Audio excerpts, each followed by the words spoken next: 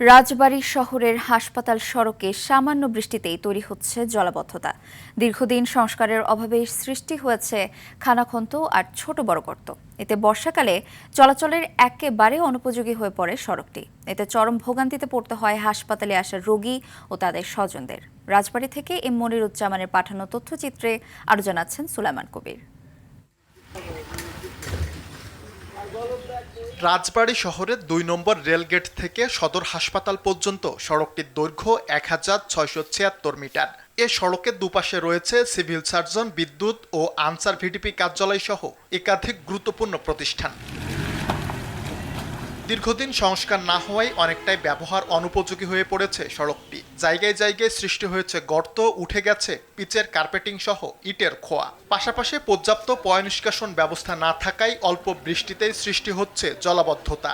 ৮-৯ বছর এইভাবেই চলতেছে, কারণ এই রাস্তার কোনো মেরামত নাই। ২ নম্বর রেলগেটের থেকে ওই হাসপাতাল রোডটা একেবারে আসতে পারে যে অর্ধেক, মানে যে রোগী ভালো রোগী একেবারে খারাপ হয়ে থাকে। জায়গায় জায়গায় গর্ত হয়ে পানি জমা গেছে।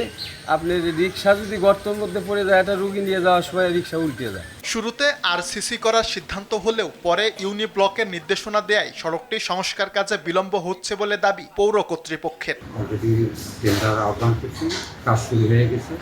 আশা করছি আগামী ৬ থেকে ৭ মাসের মধ্যে নির্মাণ কাজ সম্পন্ন হবে। এই রাস্তার সাথে ড্রেন এবং ফুটপাথ আছে, ড্রেন কাম ফুটপাথ, নির্মাণ কাজ অলরেডি শুরু হয়ে গেছে। রোগীদের দুর্ভোগ লাঘবে সড়কটি দ্রুত সংস্কারের দাবি ভুক্তভোগীদের। সুলাইমান কবির, RTV।